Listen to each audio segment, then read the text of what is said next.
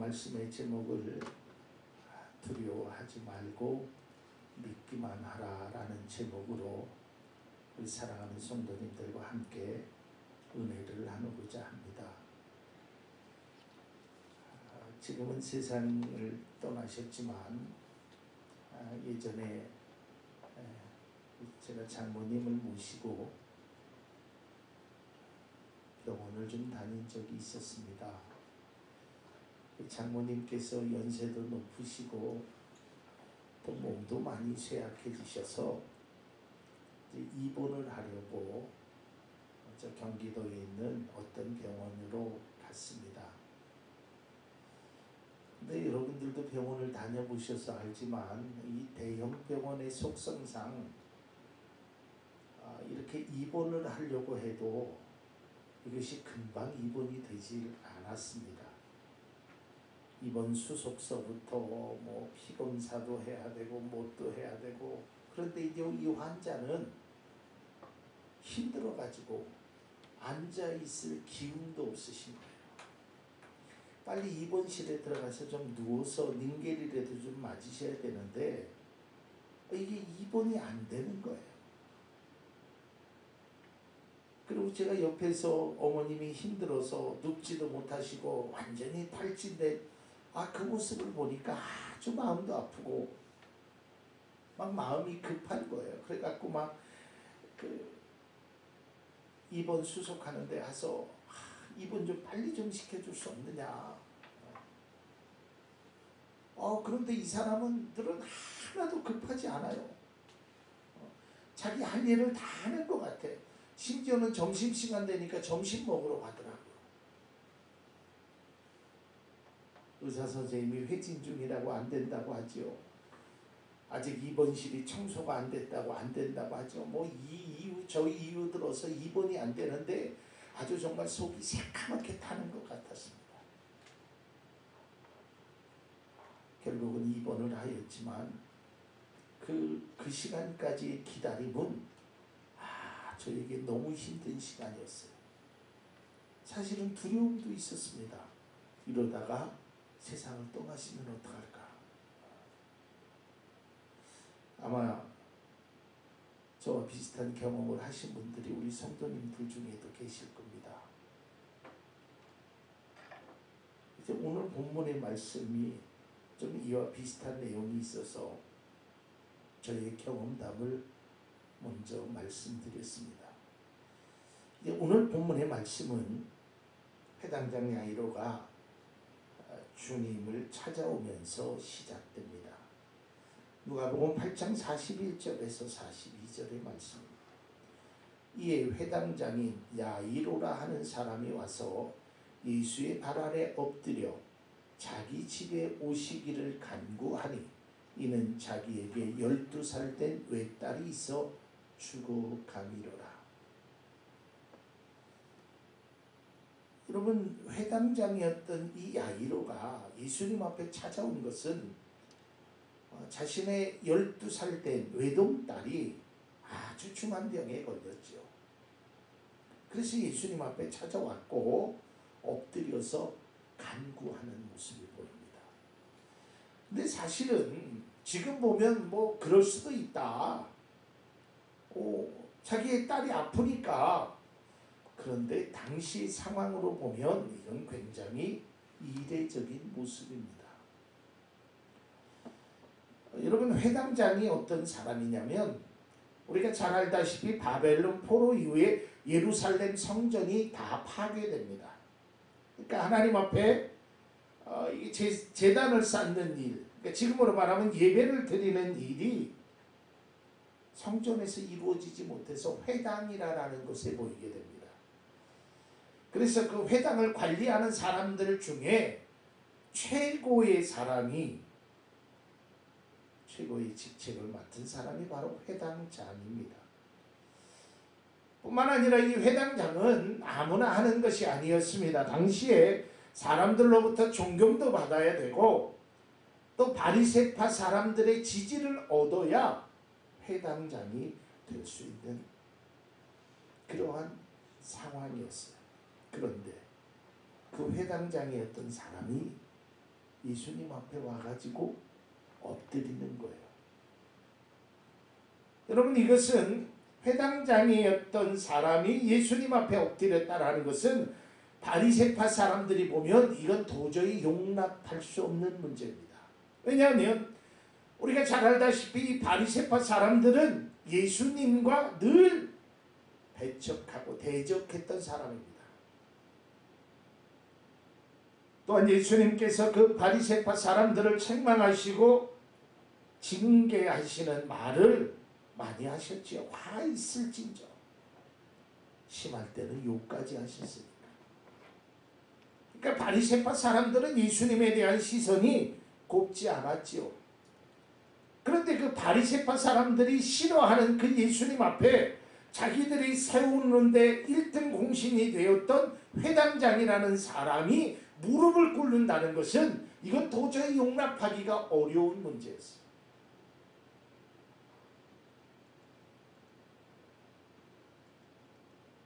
그런데 이 회당장은 그런 것 가리지 않았어요.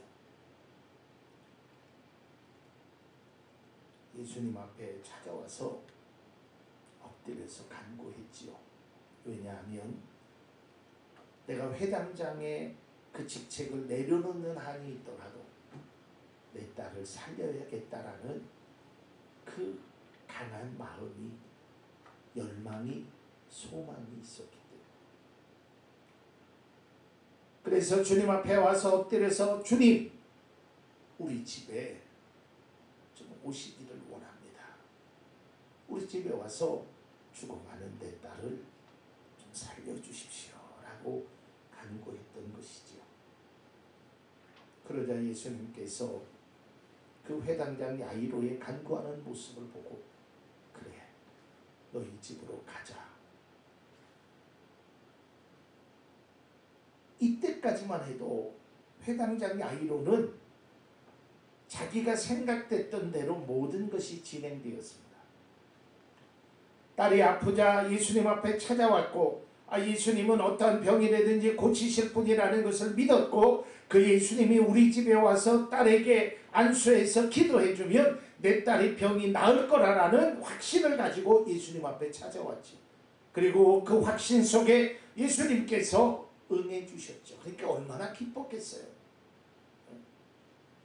예수님이 한마디도 거절하지 아니하시고 그래 가자. 내가 너희 집에 가서 내 딸을 고쳐주겠다. 예수님이 발걸음을 글로 옮기십니다. 그런데 우리가 인생을 살아보면 마찬가지지만 참 생각지 못했던 일이 일어나잖아요. 예수님이 가시는데 사람들이 너무 많이 오는 거야. 그러니까 걸어가질 제대로 못하는 거예요. 오늘날로 말하면 빨리 가야 되는데 차가 막혀가지고 이게 도저히 갈 수가 없는 거예요. 속 타지요. 여러분 혹시 119나 응급차를 타보신 적이 있으신가 모르겠어요. 저는 그걸 타봤어요. 저희 장모님이 편찮으실 때 그 차를 타고 병원으로 가는데요. 그 짧은 거리가요. 왜 이렇게 멀게 느껴지는지 몰라요. 왜 마음이 갈급하니까. 아마 이 회당장 야이로도 그랬을 거예요. 내 딸이 좀 죽어가는데 사람들이 좀 비켜주면 좋을 텐데 점점 더 많이 오는 거예요. 초조했지요. 걱정도 됐지요. 그런데 엎친 데 덮친 격으로 정말 감당할 수 없는 사건이 하나 일어나지요. 예수님이 가는 그 와중에 12해를 혈류증 앓은 여인이 예수님의 옷자락을 잡는 그 사건이 여기서 일어납니다. 왜 하필? 내 딸이 다 죽어가는데 왜 하필이면 그 여인이 예수님의 옷자락을 그때 잡았을까? 그러다가 그 여인이 병 고침을 받지요. 그런데 예수님께서 그 여인과 또 대화를 하는 겁니다. 그러면서 예수님이 말씀하시죠. 딸아, 네 믿음이 너를 구원하였다. 그것을 지켜보는 이 야이로의 마음은 어떻겠어요? 막 발을 동동동동 굴렸을 거예요. 물론 저 사람의 병을 고쳐주는 것도 필요한데, 예수님 좀 빨리 가셔야 되는데, 아이고 내 딸이 큰일 나는데, 이거 지금 이렇게 기다릴 때가 아닌데.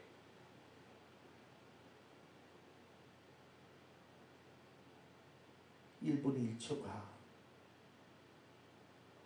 절박해서 막 뛰어가고 싶겠죠. 뿐만 아니라, 야, 이러다가 내 딸이 죽으면 어떡하지? 내 딸에게 문제가 생기면 어떡하지? 아마 머리는 하얘질 거고 가슴은 새까맣게 탔을 겁니다.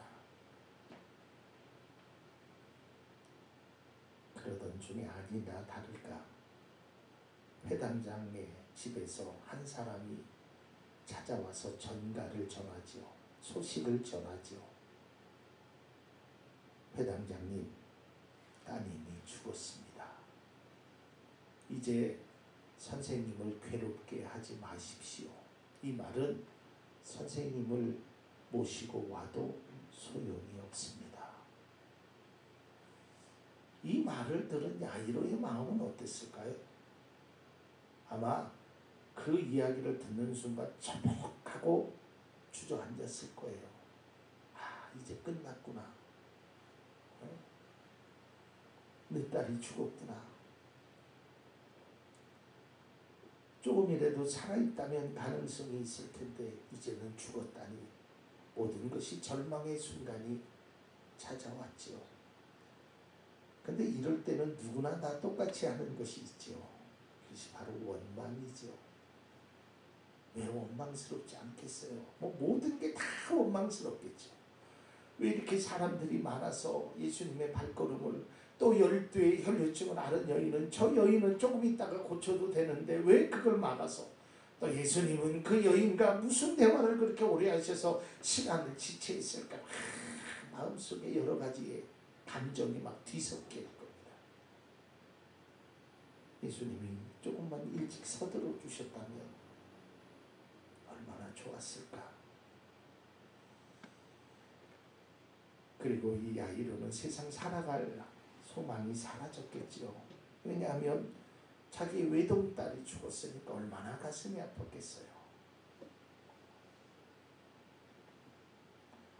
그런데 주님은 절망하고 시리에 빠진 야이로를 향해서 이렇게 말씀하십니다. 오늘 본문 8장 50절입니다. 예수께서 들으시고 이르시되 두려워하지 말고 믿기만 하라. 두려워하지 말고 믿기만 하라. 그리하면 딸이 나을 것이다. 구원을 얻으리라. 여러분, 이 말을 들은 야이로의 심정은 어땠을까요? 그 말이 위로가 됐을까요? 저는 그렇지 않다라고 생각되죠. 쓰나미처럼 밀려오는 후회와 두려움이 있었을 겁니다. 어떤 사람이 자기의 딸이 죽었는데 두려워하지 않을, 낭망하지 않을 그런 사람이 있겠습니까? 근데 예수님은 두려워하지 말고 믿기만 하라라는 거예요. 그리고 예수님은 이 회당장 야이로의 집을 향하여 걸어가십니다. 그리고 그 집에 도착합니다. 사람들은 이미 장례를 준비합니다. 아이는 이미 세상을 떠났습니다. 이때 예수님께서 그 사람들을 향하여 말합니다. 이 아이는 죽은 것이 아니라 잔다. 이때 많은 사람들이 예수님이 하시는 말씀을 듣고 비웃었더라라고 성경은 기록합니다. 왜냐하면 그 아이가 이미 숨을 거둔 지 오래됐기 때문입니다. 이미 그 아이가 죽은 것을 확인했기 때문입니다. 아마 그들은 그렇게 생각했을 겁니다. 우리를 바보로 생각하나, 우리가 자는 것과 죽은 것도 구별할지 모른다고 생각하나, 그러면서 예수님을 비웃었습니다.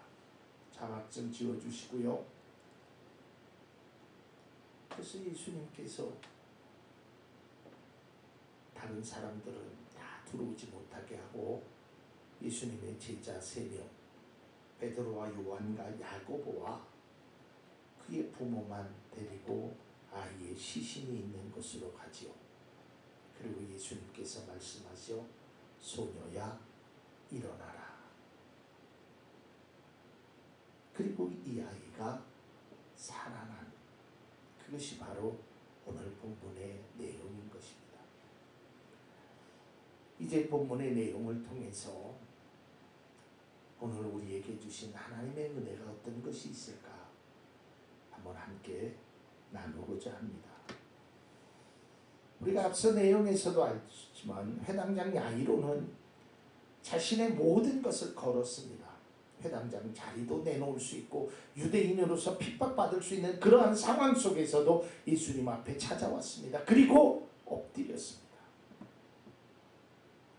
딸이 살아난다면 내가 어떤 일을 못하랴, 그런 절박함이 있었습니다.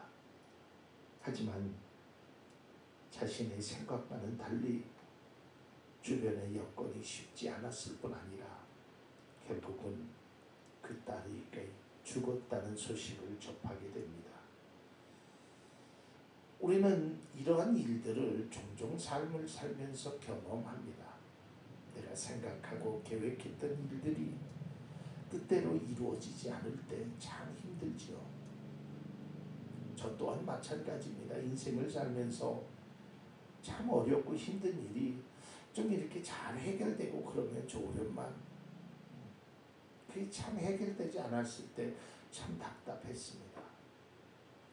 뿐만 아니라 목회자로서 성도님들이 어려운 문제를 당하고 있는 것을 바라보면 참 마음 아플 때가 많았습니다. 하나님, 저분에게 이런 은혜를 주십시오.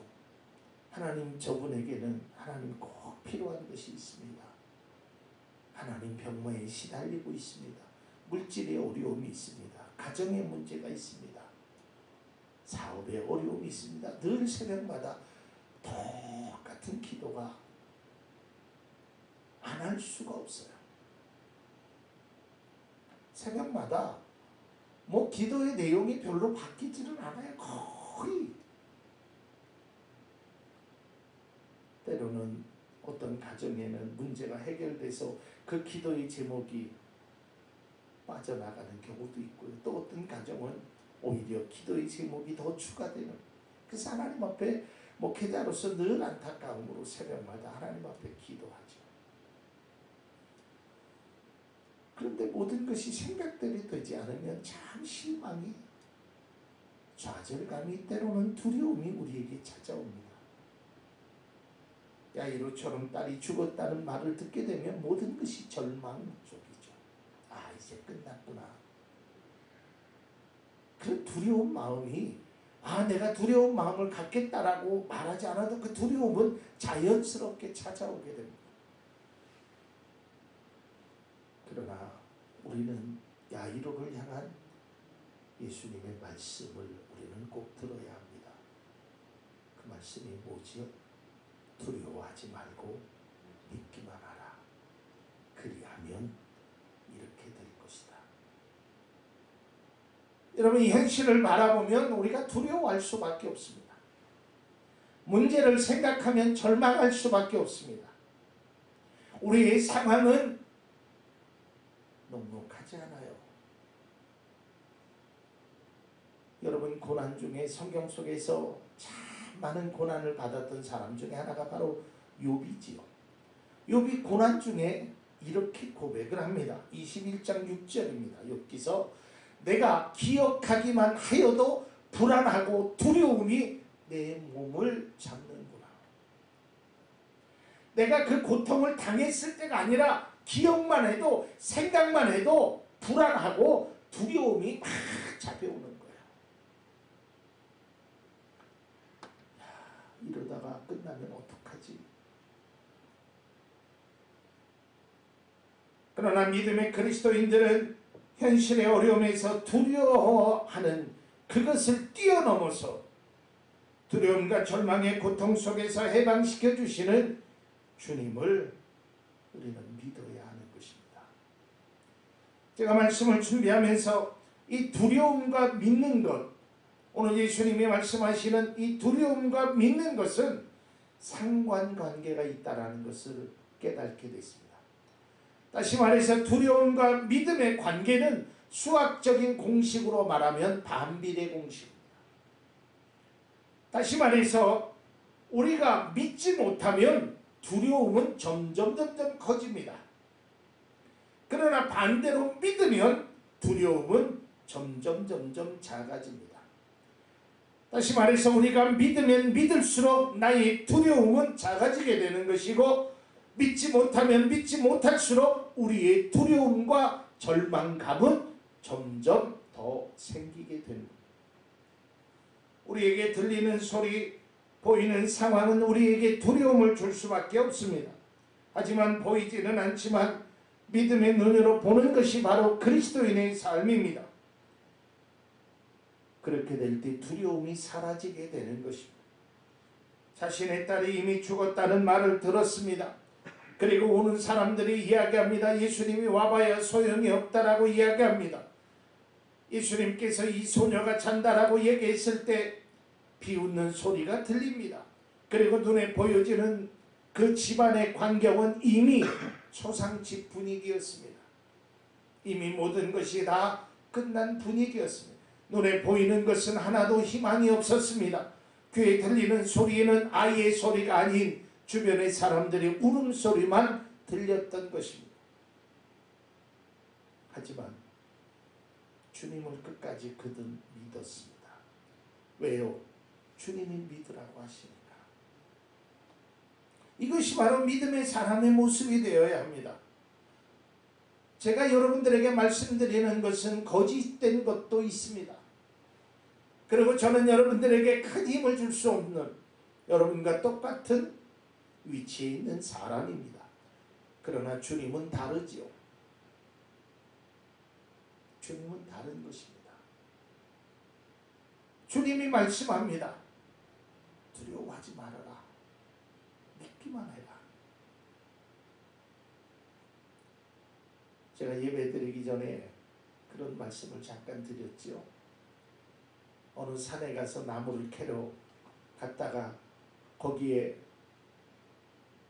나무를 캐면 1,000,000원에 뭐 범칙금과 뭐 3년 이하의 징역을 간다라는 그 현수막을 보고 놀래서 내려왔어요. 그런데 그 어떤 사람이 걱정하지 말라고 가서 나무를 캐라고. 그 사람이 누구예요? 그 산의 주인이에요. 주인의 허락을 받으니까 그 현수막에 쓰여지는 1,000,000원 3년 이하의 징역이라는 것이 두렵지 않았어요. 그리고 가서 마음껏 나무를 따른 그런 집사님의 모습을 보았어요. 마찬가지예요. 우리가 보이는 현상 속에서는 두려움이 있지만 주님은 사랑하는 자녀들에게 두려워하지 말고 나를 한번 믿어보지 않겠니? 그러면서 아마 예수님은 야이로에게 그런 모습으로 말씀하셨을 거예요. 야, 너 조금 전에 보지 않았니? 내 옷자락만 잡아도 나을 것 같다라는 그 12년 된 혈류증을 앓은 그 여인의 믿음, 그것을 너희가 갖기를 원한다. 우리가 잘 아는 대로 히브리서 11장 1절에서 2절 말씀, 믿음은 바라는 것들의 확신이요 보이지 않는 것들의 증거입니다. 2절, 선조들은 이 믿음으로 살았기 때문에 훌륭한 사람으로 증언되었습니다. 믿음으로 살았기 때문에. 그렇습니다. 믿음은 우리가 바라는 것들에 대해서 확신하는 겁니다. 보이지는 않지만, 들리지는 않지만 믿음의 생각으로 나아가는 것은 반드시 이루어진다라는 그 믿음의 확신이 우리 가운데 있어야 되는 것입니다. 절망의 상황이 현실적이고 사실이라도 보이고 들리는 것은 소망이 끊어지는 그 상황이라 할지라도 우리를 위하여 일하시는 그 주님의 사랑, 주님의 은혜, 그것을 우리는 믿고 나아가며 그리하면 하나님의 귀한 은혜가 임한다는 것을 이곳에 계신 모든 분들이 믿을 수 있기를 주님의 이름으로 간절히 기원합니다. 사도 바울을 태운 배가요, 유라굴로라는 큰 광풍을 맞습니다. 그때 그 사도행전 성경을 보면 사람들이요,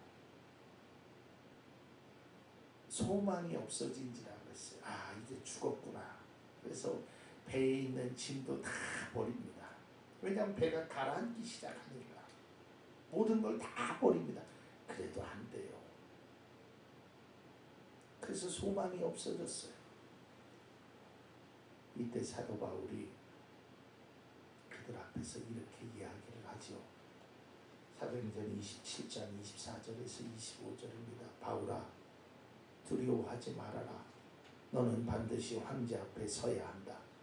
보아라, 하나님께서는 너와 함께 타고 가는 모든 사람의 안전을 너에게 맡겨주셨다 하고 말씀하셨습니다. 그러므로 여러분 힘을 내십시오. 나는 하나님께서 나에게 말씀하신 그대로 되리라고 믿습니다. 여러분, 저는 사도행전 27장 25절 다시 한번 보여주세요. 목회자가 여러분들에게 하고 싶은 말입니다. 여러분 힘드시죠? 모든 것들이 계획대로 되지 않아서 소망이 사라지고 절망이 있으시죠? 그러나 여러분 힘내십시오. 왜냐고요? 하나님께서 우리를 향해서 말씀하신 그대로 되리라고 저는 믿습니다. 그러니까 그런 믿음이 우리에게 있어야 돼요. 눈에 보이지 않아도, 귀에 들리지 않아도 믿음의 그런 확신을 가지고 살아가면 그런 일들은 이루어진다는 것입니다. 이것이 바로 믿음의 사람들이 보여야 될 모습인 것입니다. 사도 바울은 하나님의 음성을 듣고 말씀대로 이루어질 것을 믿었죠. 사랑하는 성도 여러분, 보이고 들리는 것이 전부가 아닙니다. 믿음의 눈으로 보이지 않는 것을 볼 수 있어야 됩니다. 믿음의 삶으로 들리지 않는 것을 들을 수 있어야 합니다.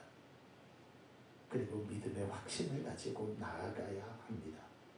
그리하면 야이로의 딸이 죽었다가 고침을 받았던 것처럼 우리에게도 하나님의 동일하신 은혜가 있게 됩니다. 오늘 야이로를 향한 주님의 말씀, 또한 이곳에 있는 우리를 향한 말씀입니다. 두려워하지 말고 믿기만 하라. 두려워하지 말고 믿기만 하라. 나를 향하신 주님의 음성인 것입니다.